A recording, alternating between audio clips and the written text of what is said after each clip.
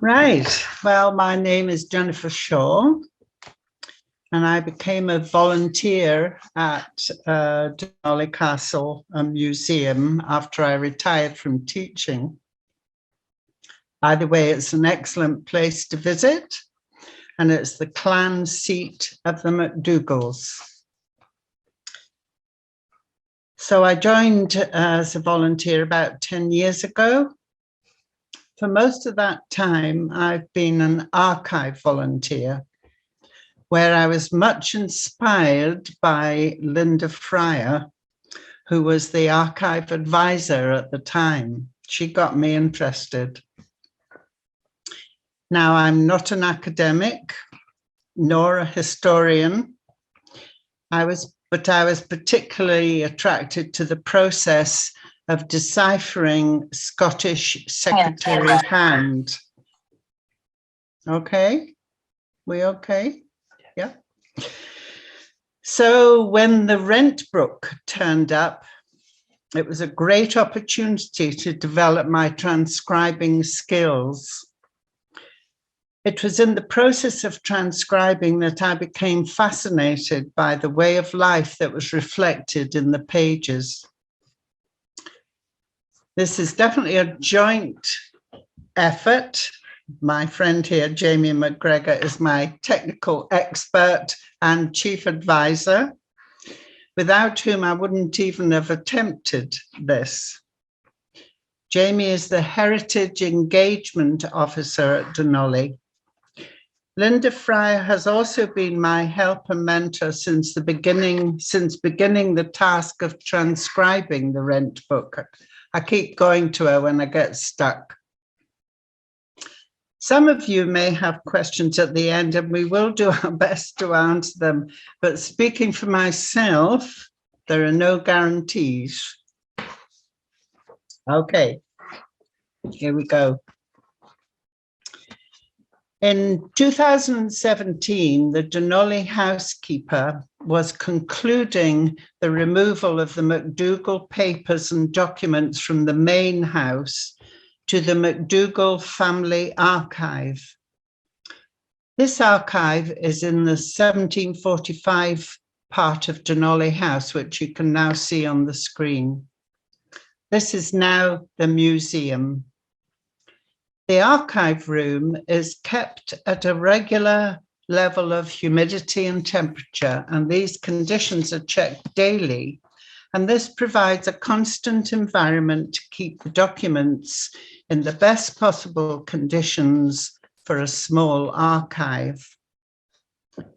These documents came from various places in the house: the attics, the trunks, boxes, and drawers in various pieces of furniture.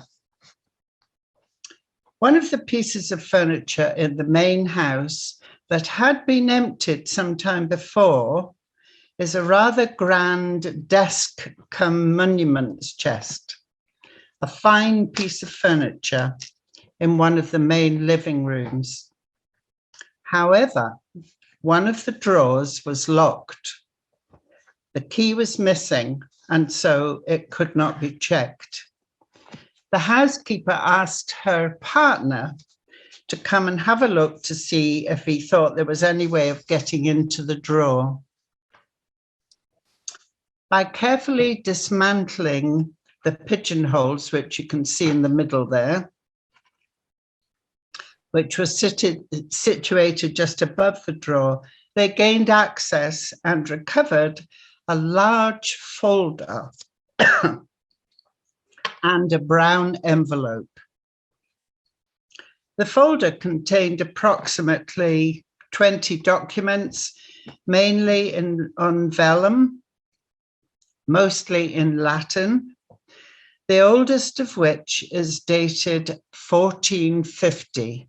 I'm not going to go back that, and Normandy and I are actually going to be talking later on today. Sorry, what was that? Oh, right, okay. However, one of the, no, wrong place. So 1450, this document you can see here. Yes, it is in Latin, but 1450 is written on the outside, and I was just about able to make it out.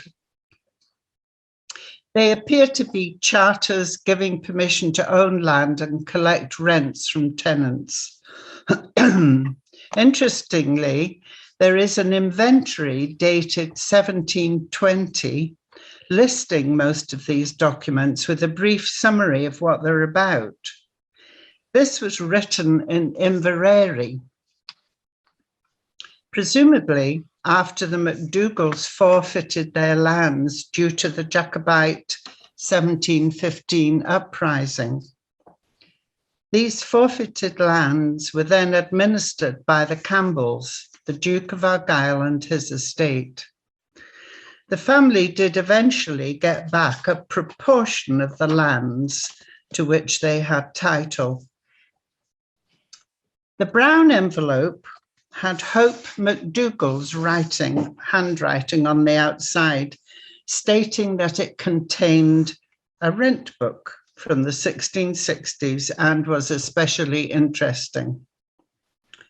Hope MacDougall was the third daughter of Alexander, the 29th chief, and his wife Colina.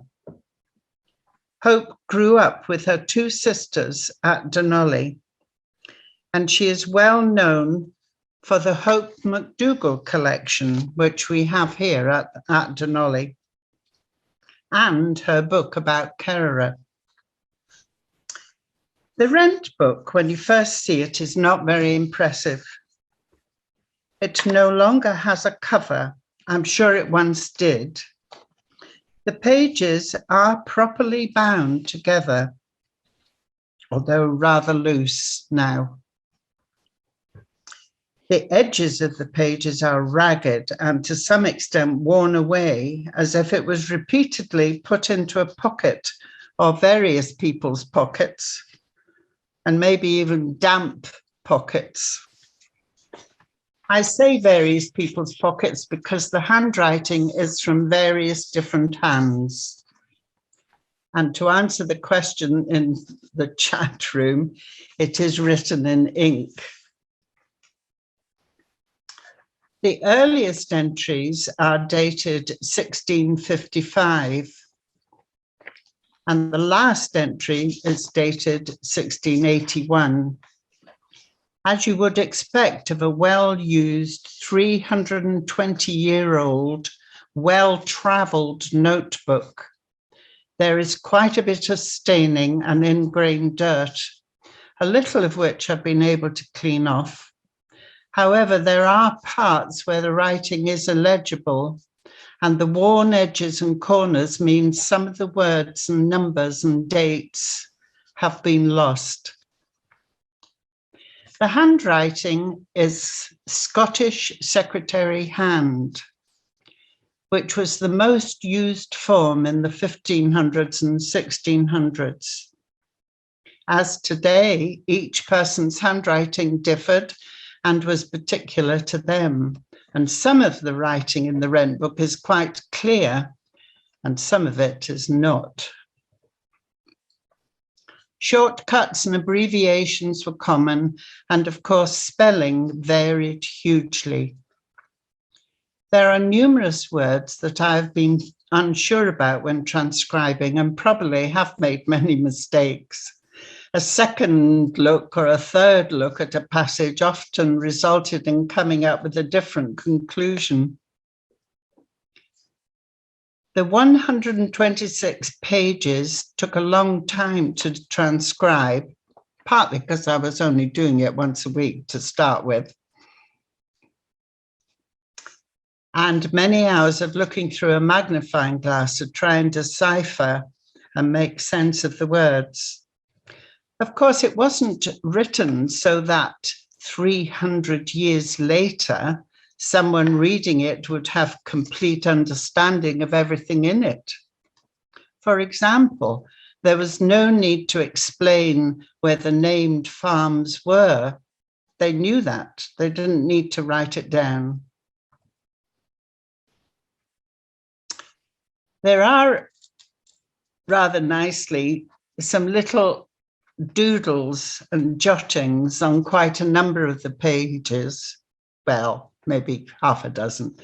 And this is two of them, almost as if the person has got a bit bored or is waiting for the next person to turn up and pay their rent. I don't know. Scottish Secretary hand was used throughout the book, except for a few strange little additions written in a more modern italic hand. The first of these says, "An account of the sheep belonging to Lady MacDougall has in 1713 9 score, that's sheep, and 57 lambs." This is on what is now the very first page, though it may not have always been the first page. There may have been other pages. In 1713, Lady MacDougall was Ian Keir's wife, Mary MacDonald. They married in 1712.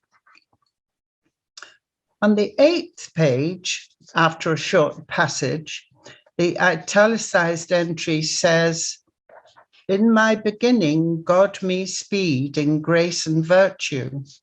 And on the 39th page, below a list of counted cows and horses, it says, "Come Holy Ghost ever."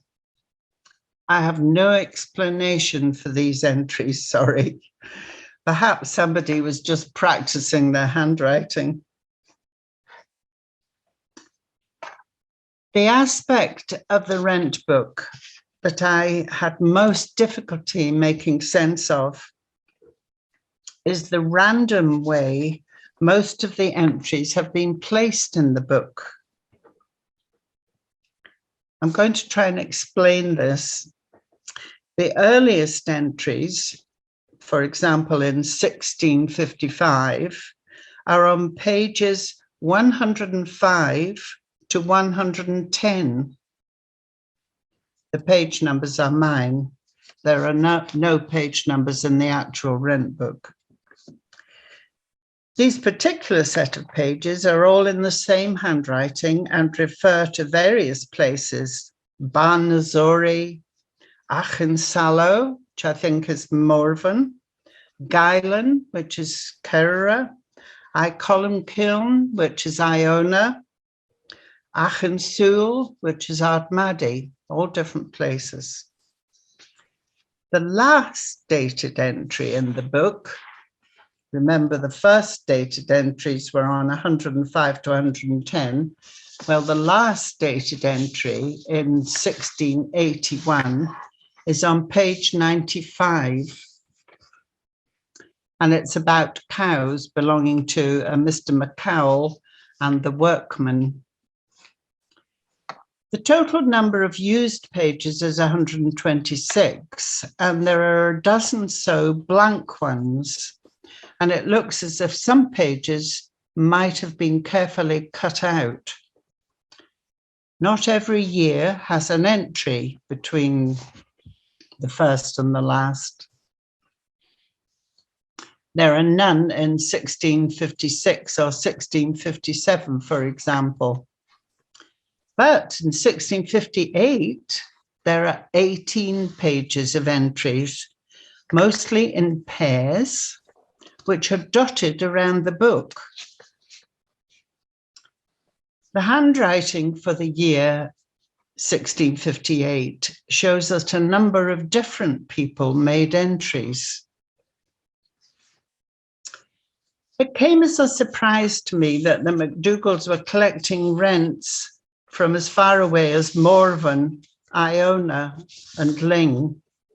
Although in 1290, and this map refers to the MacDougall lands in 1290, quite a long time before.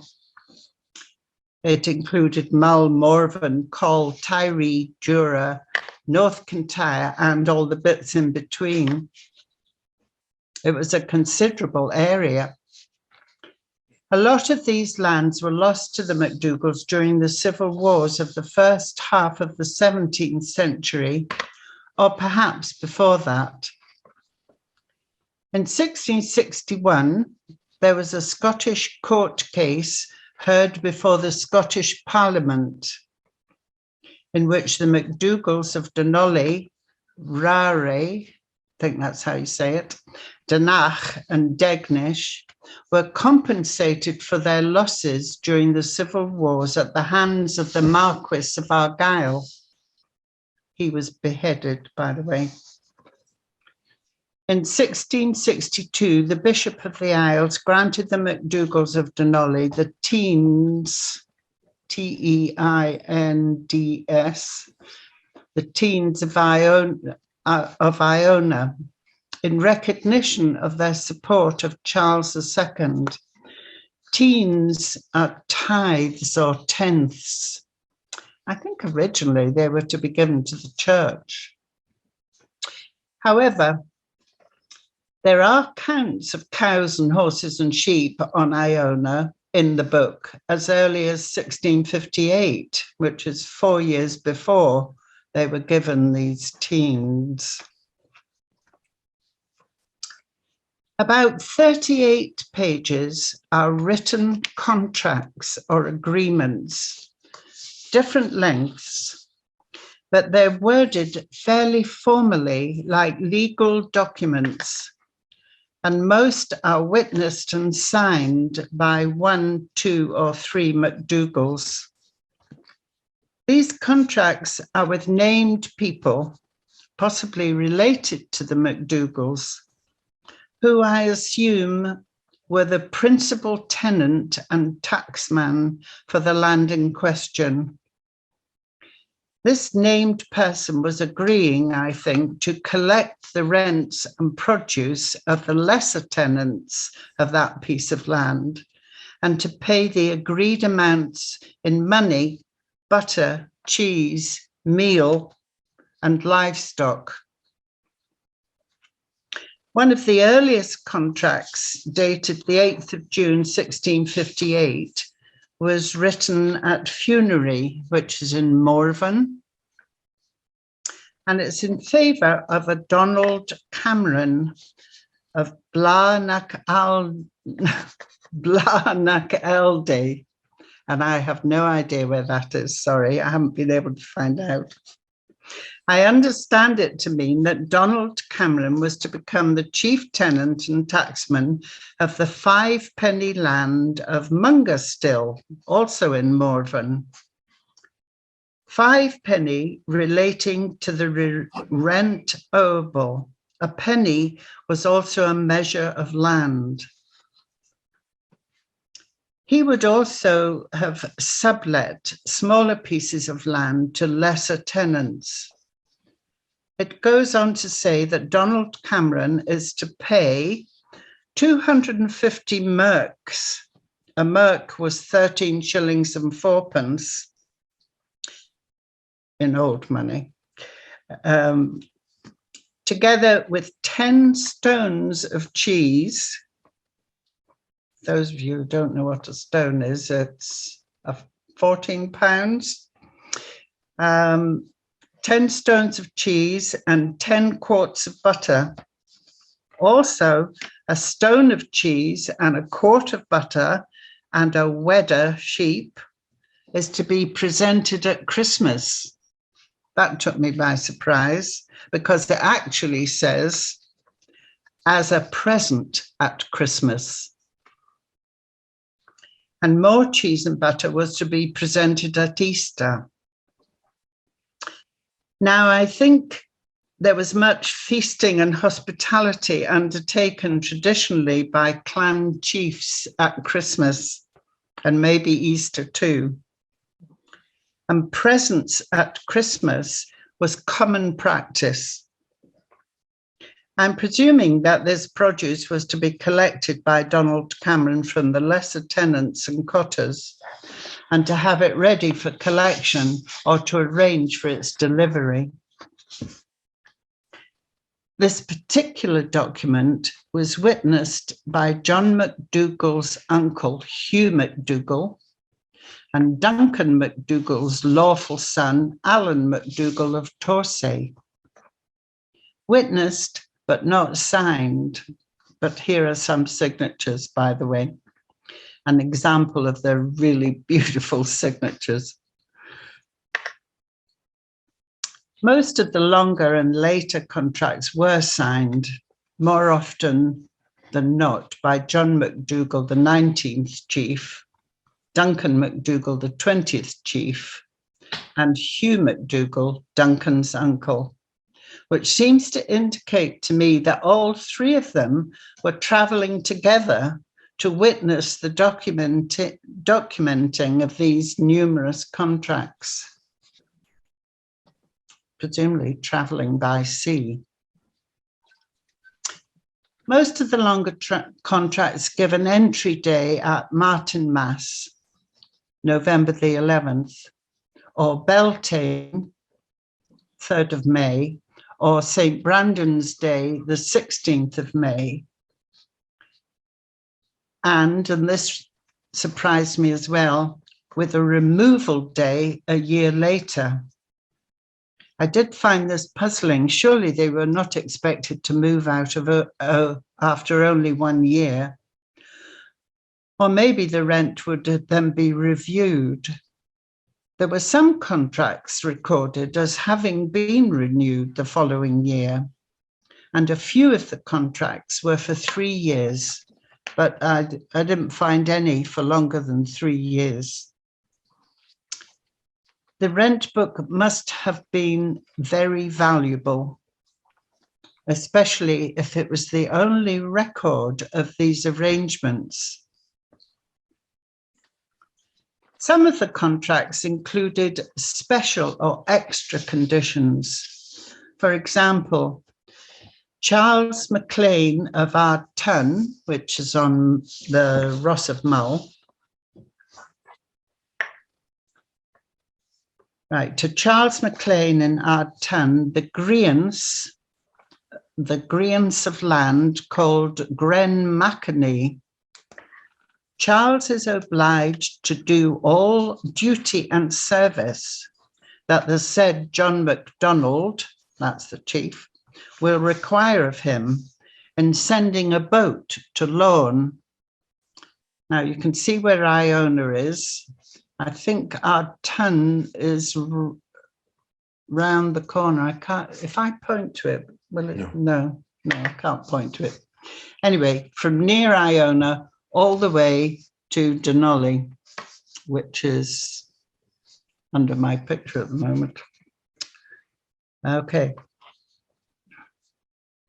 In other contracts, it mentions a requirement to manure the land, and in another to build a byre with a specified number of couples or rafters. There are other differences too. In some, the rent includes peats, eggs, bare barley, an old form of barley, oats, or aquavita, whiskey. Because spelling wasn't standardized until the mid-1700s, there are lots of variations. Sheep, for example, could be spelled S-C-H-E-I-P, or sheep as we know it, S-H-E-E-P. Cow could be K-Y-E, K-O-W-E, or K-O-W. It does seem very likely that the various entries in the rent book were made by people who could speak Gaelic, because it was, most people spoke Gaelic,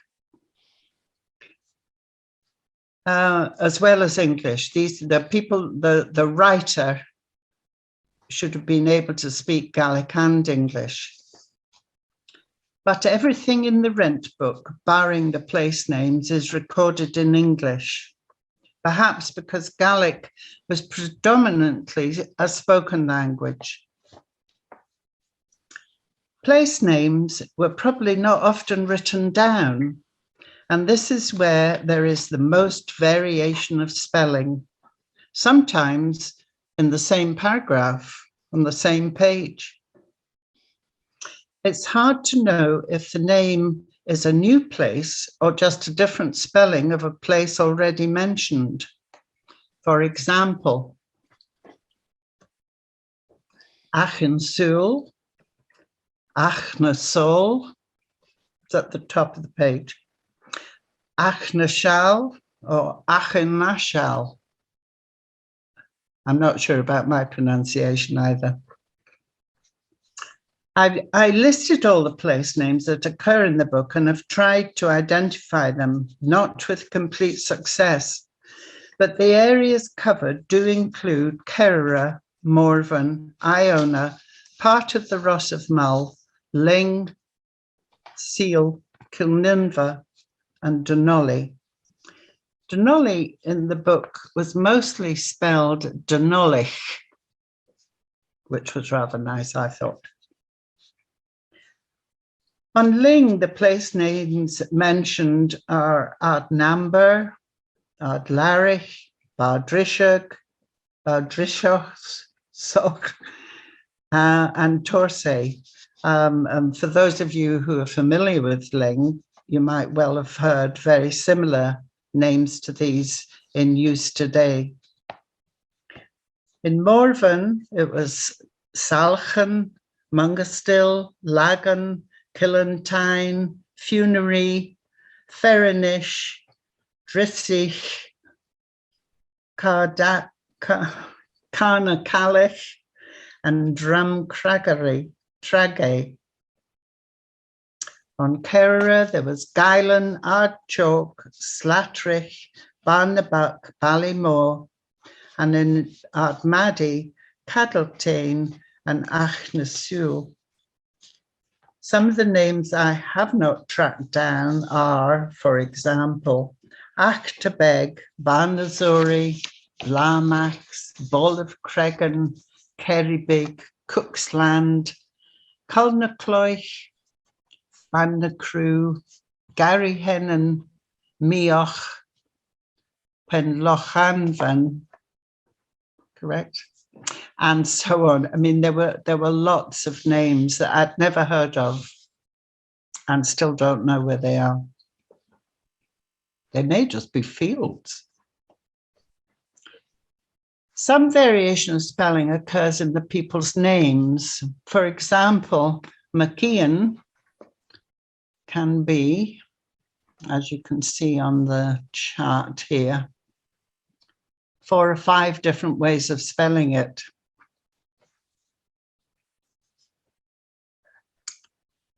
In Gaelic, they often used a reference to an ancestor as part of the name. This is denoted with Mic or M-H-I-C or M-C or V-C. For example, a tenant of Iona, Angus McEwen, Vic Leicester, is Angus McEwen, descendant of Leicester, I think. Oig can mean young man or deceased, I'm told. So John Oig McDonaghy Vic Ian Oig could be young John McDonaghy, descendant of Ian, deceased. Women have the word neen after the first name, as in Efric Neen Ian Viclachlan. So it's not Muck Ian for women, it's just Ian. Muck Ian would be son of Ian. The bulk of the entries, 60 pages, are lists of the tenants with their rent, with the rent of their land, or counts of their animals, sheep, cows, and horses. The list to record payment of rent have a number of bolls and furlots beside each name. A boll was 140 pounds of meal. A furlot was a fourth of a boll. A boll was used also as a valuation of land according to the number of bolls that a tenant's land could be expected to produce. This determined the set or the terms of the lease or the rent. The number of bolls listed in the rent book are likely to be the actual rent the tenant had to pay based on an evaluation. So a tenant paying 2 bolls has to produce 280 pounds of meal. Now that sounds a lot to me, but they must have been able to grow enough to also sustain their families. The farming land on Iona is actually known to be quite fertile, and manuring was practiced, so perhaps it wasn't too difficult to produce enough for living and for rent and to sustain the animals they kept too. I think all this information must have been collected on location. They actually had to go there. It is so detailed, particularly about the livestock. Some tenants shared animals, especially a horse, and there is even a record of a tenant having a quarter share of a horse, and quite a few records of having a half share of a cow. The age of the sheep and cows and whether they were pregnant or with lamb or in calf or castrated or barren was all noted down. A not inconsiderable number of tenants, especially women, maybe had only 1 cow, no horse, and maybe a couple of sheep. It was important to know the numbers so that the grazings did not get overstocked to the detriment of all the tenants and the land. This was called the sum, or sum, I suppose, yes. In June 1668, there is an Iona count of cane sheep. Cane meant payment in kind. There are 42 tenants listed, and the total number of cane sheep on the list is over 400. There are no clues to what actually happened to these sheep. A single cane wether is commonly listed in the contracts as part of the payment due at Christmas or Easter. So perhaps they were delivered in 1s and 2s. There are 3 years when the counting of livestock, cows, horses, and sheep on Iona is very thorough. That is 1668, 69, and 70. The number of tenants stays fairly constant, as you can see on the list. 28, 32, 30 for these 3 years. On one of the counts, there are 6 tenants, this is in 1670, who are listed as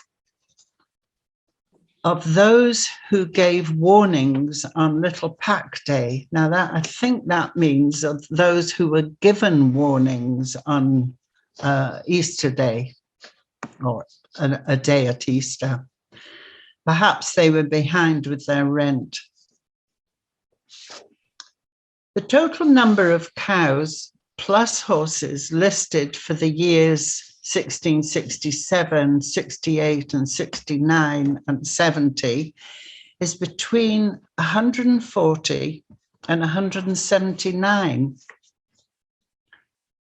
Now you can see a picture of Iona. It is not a huge island. So this sounds like a large number of largest grazing animals for a small island. plus sheep, of course. And I wondered what they did about winter fodder. Though the Highland pony and the black Highland cattle were both very thick coated, allowing them to be kept outside. And black cattle were able to graze and sustain themselves on even poor pasture. And maybe they were moved to grazings on Mull, on the Ross of Mull. I don't know. In 1668, 69 and 70, the majority of tenants listing as having sheep were women. So was sheep rearing almost solely done by the women? Was that to do with who did the spinning and weaving? Some of the farming terms used in the rent book are still in use today, Jamie tells me. For example, a yell sheep, today it's yelled rather than yell. A yell sheep is a sheep not bearing young because of age or accident. And the word wedder is still used for a castrated male sheep. This word features in some of the contracts. A wedder has to be presented at Christmas or Easter as part of the rent. Other words in use were tidy cow or tidy kai, meaning a cow that was either in calf or giving milk. And farrow was a cow not in calf or perhaps past the age of having a calf. Great was used to describe a pregnant animal. Coy was used to denote a female animal. So a coy stirk was a heifer, and a stirk on its own was a young bullock. And I think stirk is still used today, yes. Of the 29 women sheep owners in 1669, 14 were named Catherine. This is all from the same island. 5 were called Mary, 2 were called Florence, 3 were Efrig, and 3 were Margaret. So getting back to those extra Gaelic words added to names, the extra Gaelic words added to the female names must have certainly helped to differentiate the various Catherines and Marys, etc. So you see here all the different ways of writing the names of those 14 Catherines. It was customary for cattle to be collected and sent to market with a drover. Only one page in the rent book has a list of cows to be collected from Iona. It's not dated, but it's possibly 1668. At the top of the page, it says, the number of cows to be taken up from the tenants of Columkiln, which was the name for Iona,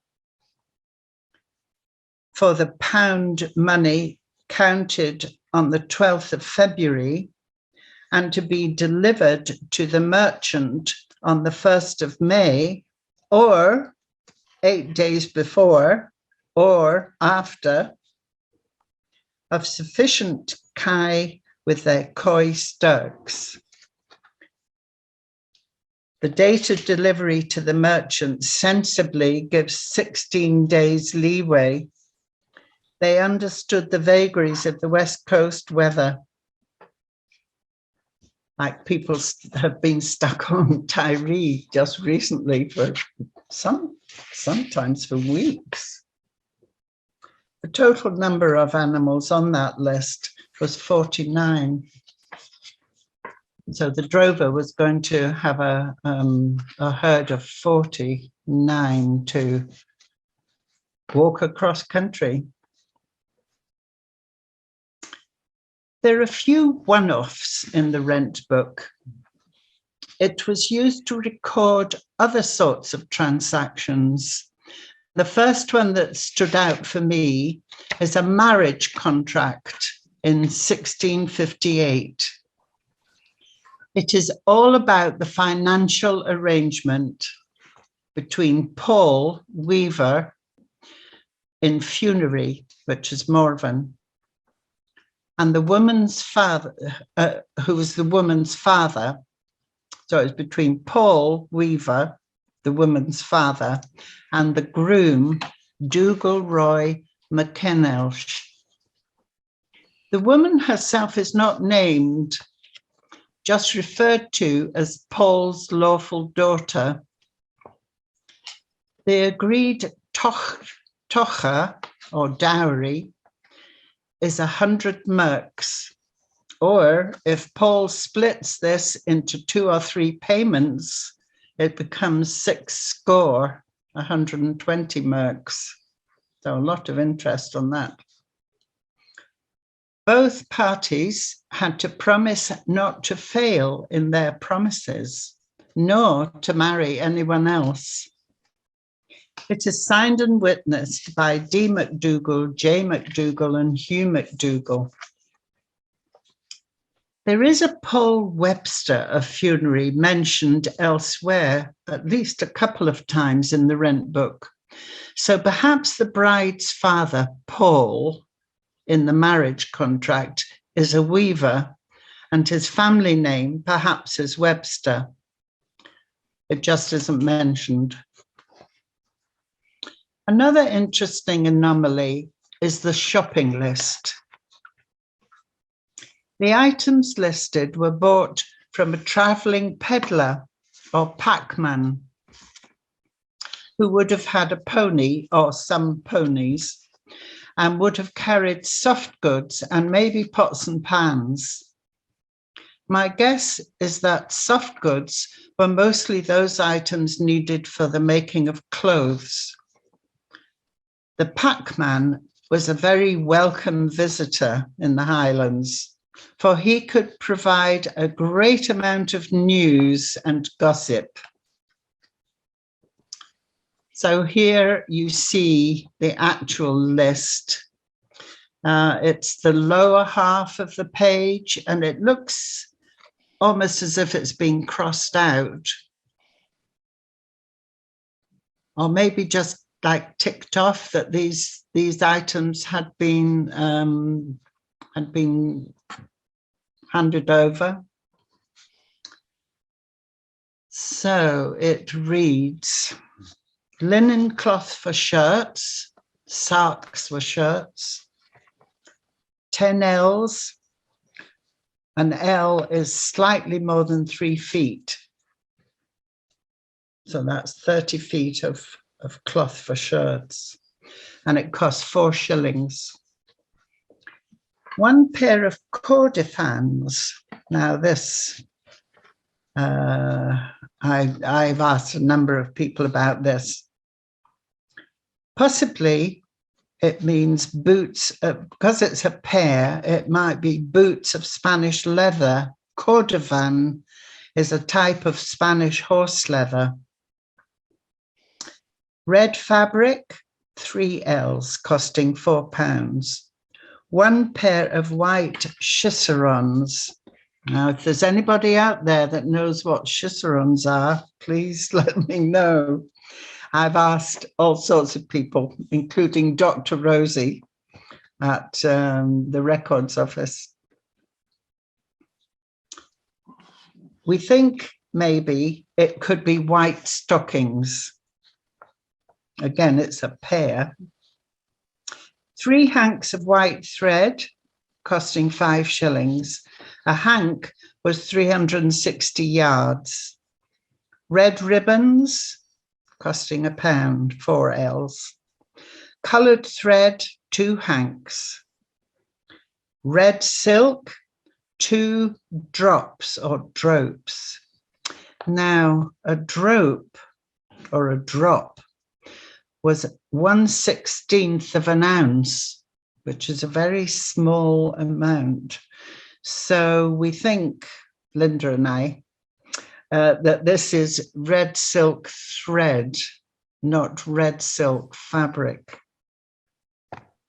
Buckram, which is my mother used to use for putting in belts. It's cotton or linen cloth that's stiffened with size, and it's used to stiffen clothes.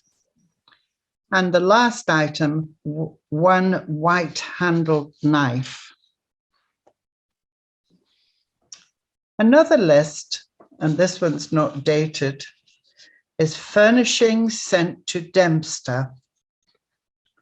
2 white plaids, 3 candlesticks, a bowster or bolster, 8 pewter plates, 12 trusseners, possibly trenchers, a wooden platter, a spit. Now this could be a roasting spit, or it could be a spit for hanging wicks when making candles, and a lantern. Interestingly, Dempster was an officer of the court who pronounced doom or sentence, I love that, as directed by the clerk or judge. That's according to the Scots Dictionary. Dempster is a local name here in Oban. There are Dempsters in Dumbeg and Loch Gilphead that I know of personally. I'm sure there are more. There are 6 loose pages, still not become detached from the binding of the rent book. 4 of these have a fairly large chunk missing from one side margin, and one of these has a poem or song written on it. The right-hand margin is intact, and each pair of lines is a rhyming word at the end, ends in a rhyming word. I'll just read the first 4 lines. What horrid crimes defames these dismal days? What storms, confusions, changes now a phrase? To model church and state and window all, to revile the fancies of the lower hall. I did wonder if horrid crimes were a reference to the 1647 incident when Guyland Castle was sieged and burned, and there was a dreadful massacre at Dunavity Castle near Campbelltown, where a great many MacDougalls died. I've no way of knowing. On Kerra, all the tenants appeared to deal directly with MacDougall, the chief, and the portions of land written in the contracts are much smaller as for subtenants. For example, in 1658, Dougal MacBaron takes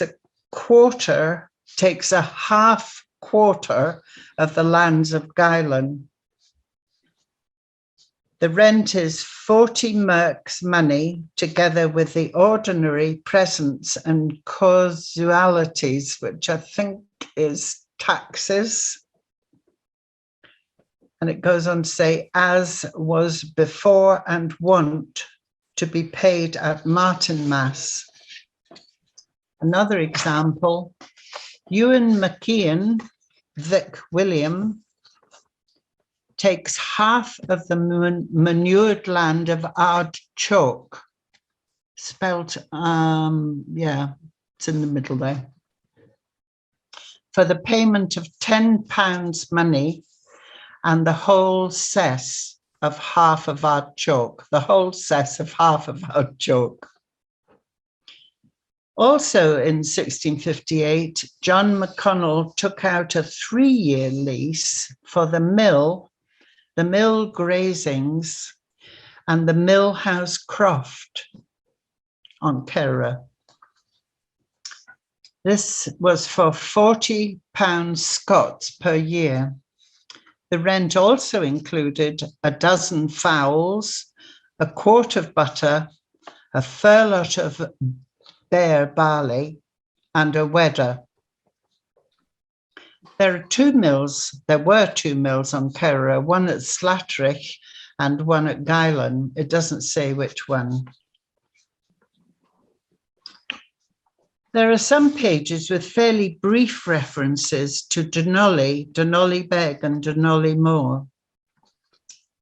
And this is a picture looking down on some of the fields at Dunollie with the castle in the beyond and the ferry.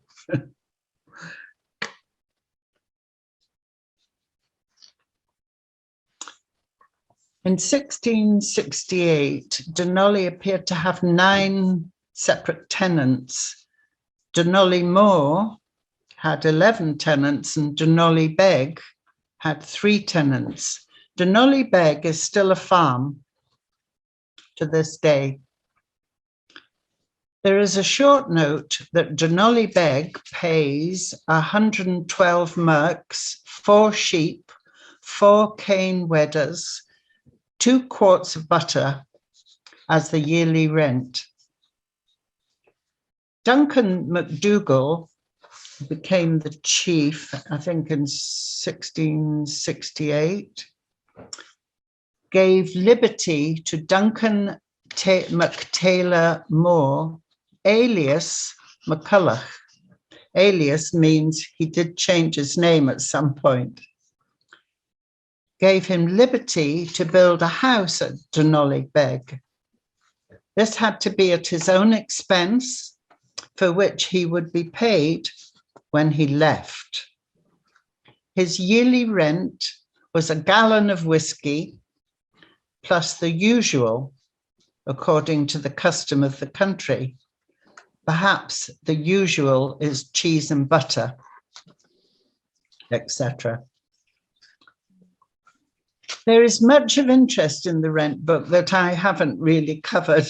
A lot of the entries are puzzling, mainly because of what is left out, but also because of my lack of knowledge and the difficulty of transcribing faint, stained pages. The worn edges and corners meant some key words have been lost. It wasn't written to be understood by a reader 300 years later, as I think I've already said. In the 1660s, there were many everyday things that did not need to be noted down, exactly where places were. There is almost no personal information about the tenants, no little side comments that give an insight into the relationship the chief had with his tenants. The packman's list was just about the only personal entry, but of course it too was about money. There are still things to be figured out and connections to be made. I hope I've given you a little insight into how things were done in the 1660s between the clan chief and his tenants. And to finish, I have a complete non sequitur. During the first lockdown, I watched some of a series on television called The Outlander. It's a fantasy which was set in Scotland in the early 1700s, 30 or 40 years after the Rent book. And I was much taken with one particular scene where the clan chief's accountant cum banker, his head man and some helpers went out on expedition to collect in the rents. The accountant sits at a table outside, writing down in a notebook the amounts and items each tenant is bringing for his rent. I cannot, of course, vouch for its historical accuracy, but to me, this picture fitted in with this rent book and the pictures that I have in my head. And that's it. Wonderful. Thank you very much, Jennifer. That was brilliant. Really enjoyed that. I think we can just move swiftly on to some questions, but I just wanted to say that I really, really enjoyed that. And I know you mentioned that there's not really the personal insights into the relationship between the clan chieftain and his tenants, but to me that is quite personal, actually, because at the end of the day, it's all about money and their survival and what they're doing to ensure that they can continue to live on these lands. And it's fascinating to see people pay in barley and butter and whiskey, all different amounts depending on the cheese. Yeah, it's a great way to be paid, really. I mean, 10 stones of cheese is no inconsiderable amount of cheese. Yeah, absolutely. And so what that to me strikes me as the difficulty of living at this time. Yes. It would have been. I think they had to work very hard. Absolutely. Not as hard as yourself and Jamie, however, at Dunollie Castle, because you do such a marvellous job there.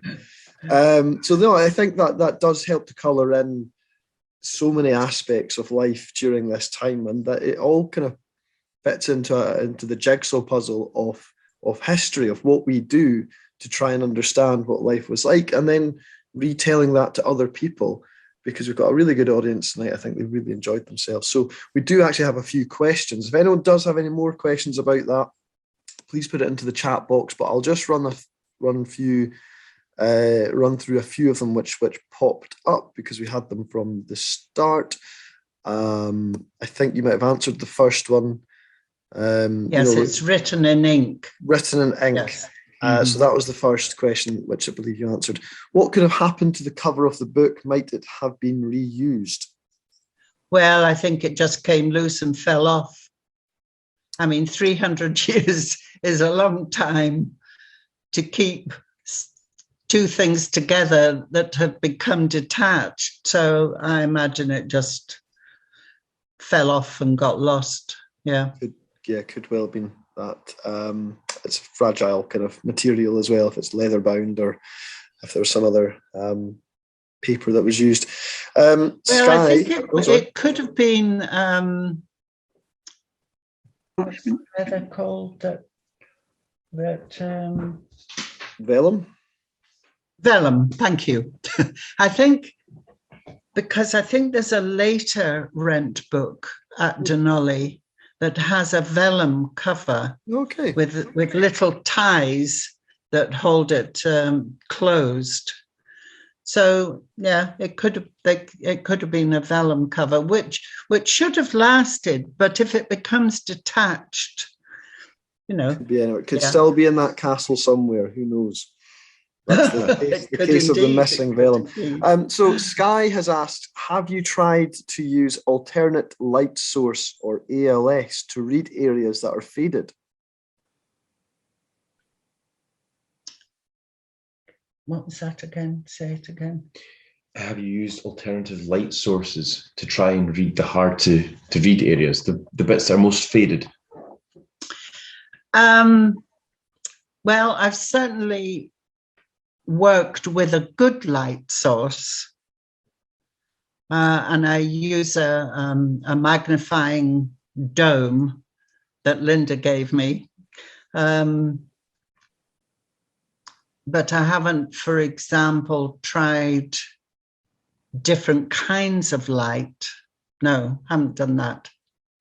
Okay, I don't know anything about that. That might be worth looking into. I don't know anything about that myself, actually. So maybe that's something Sky can follow up on. A few more points here rather than question. Mike says, for your information, Neen or Nine, the Nein, is an anglicization of the word Nian, which translates as daughter. in Gaelic naming Right. Mac Ian is son of Ian, and Right. Nihian Ian Okay. is daughter of Ian. All the Nian entries are therefore part of the woman's surname. So there's some, Right. and I think Okay. someone also follows up on that. Carlin MacDougall Todd Larson says, a lot of females between the years 1668 and 1670. And I noticed this too, because I think in 1668, out of the 42 inhabitants, 29 were female. Any ideas why that might be? Why there's so many women on the island of Iona? I mean, that's 2/3 of the island are women. Yeah. No, got no explanation of that at all. I think a lot would have been killed in war. And again, with an island community, there were disasters at sea. Yeah, good point, Linda. Yeah. We've got Rosemary Power. Certainly, I think there were single women and there were wives amongst those women, obviously. Yeah. Yeah, so it was interesting to see such a vast majority of inhabitants being women. Sorry to interrupt you, but why so many Catherines as well?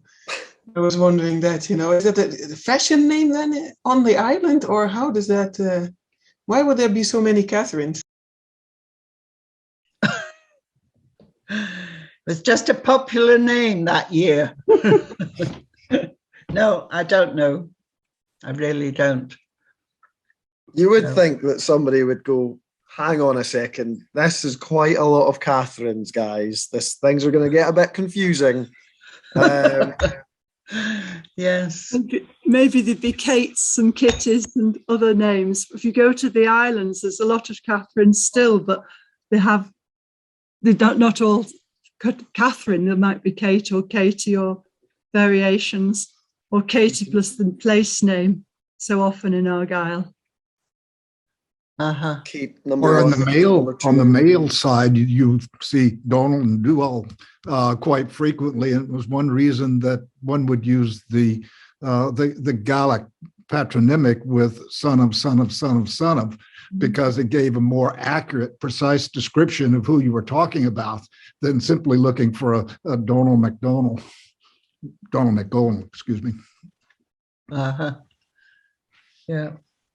Or they could have just used a different name if they'd really been thinking about, just to make things a bit easier. I would have just gone with, I'll just call him Stephen, just to make sure that people aren't getting confused. But that is really interesting to see so many of the same name. That just, to us, that seems really weird, I suppose, but to them, not a problem. So there's another question from Eileen. What will happen to the rent book now, and what will be done with the information?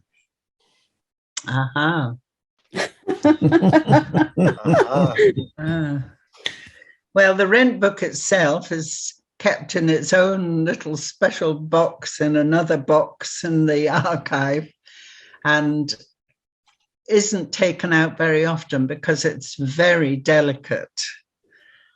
When it's handled, very occasionally tiny bits of paper fall off it. So now that it is copied and photographed, each page, on the whole, it's not necessary to keep taking it out.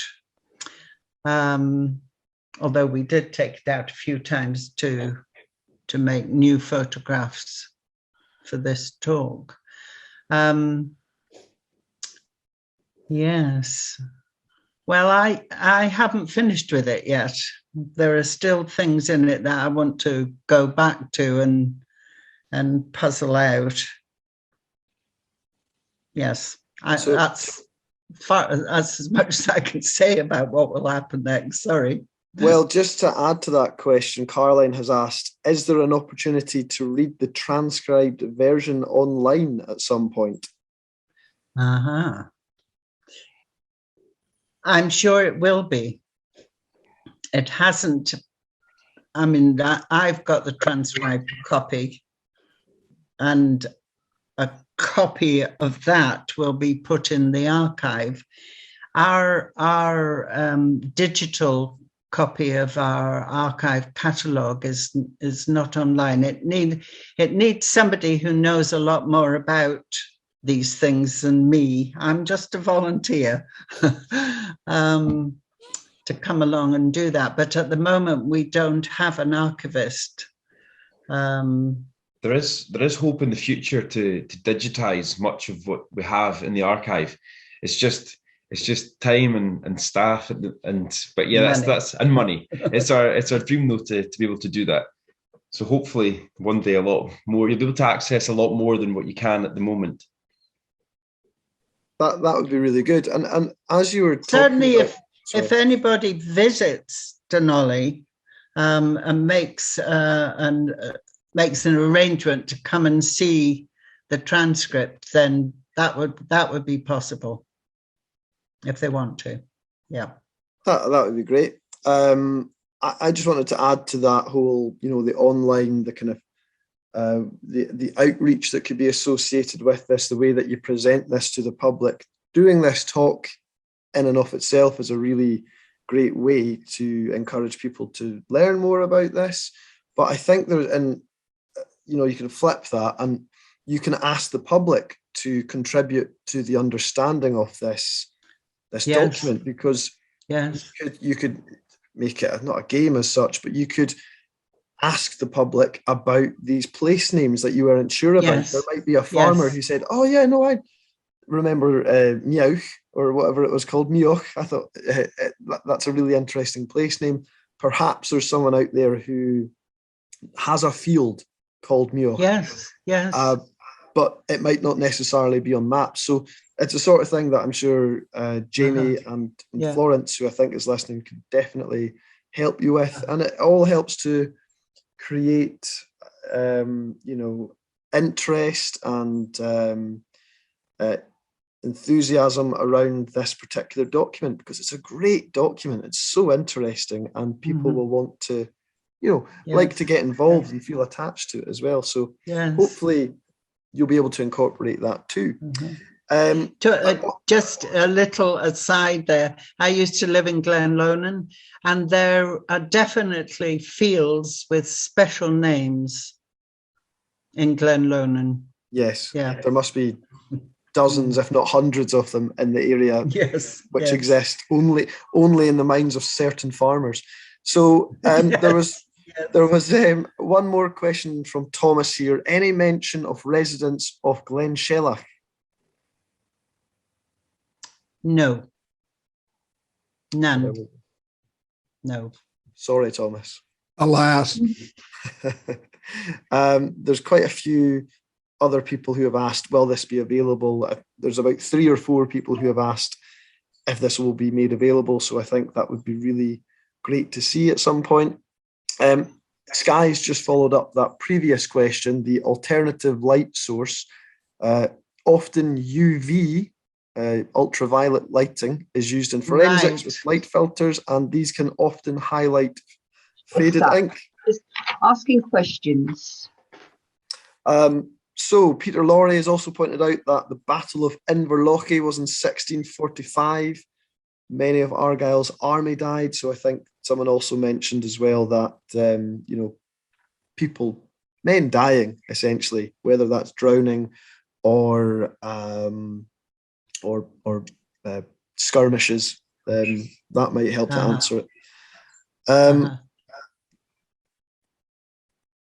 And Ed Sweeney has another question, which might be yourself or Jamie. Have other parts of the archived material been transcribed? Oh, yes. Linda has done a lot herself. Yes, there's a lot of transcribed material. There is. Great. Well, perhaps. Linda, do you want to answer that? No, not really. It's all there. I just enjoyed the talk so much, Jennifer, and I liked the way you ended it with the Outlander. I love this, 21st century back to 17th century. Yeah, that was really lovely. Thanks for that, Linda, as well. And yeah, there's a lot of comments here as well, Jennifer's, to say thank you very much for your work. And yeah, hopefully we'll see some more talks from Dunollie Castle, and perhaps Jamie will step up to the mantle next time. I'm sure he will. Excellent, excellent. Well, if you could all unmute yourself now. And just to show a wee bit of appreciation for Jennifer, if we give her a little round of applause, that would be really wonderful. So thank you very much. You're welcome. I've taken a picture there of everyone clapping away. So once more, thank you very much, Jamie and Jennifer, for a brilliant talk. There's some information there in the chat box. I just want to say we do talks monthly. You can catch all our talks on YouTube. If you just search for Kilmartin Museum on our YouTube, on YouTube, you can catch our talks there. And one more thing before I go, I don't like to pick you up by the ankles and shake you until money falls out. But if you are able to make a donation to this talk, then that'd be really great. Again, just head over to our website and it's just click on the donate button, or you can maybe buy yourself a wee book, In the Footsteps of Kings, which is a really, really great book if you're planning on visiting Kilmartin Glen and Dunollie Castle as well. So thank you all for listening tonight. Thank you again, Jamie and Jennifer. I will just say good evening to you all, and hope you enjoy the rest of your evening. Okay. Cheerio.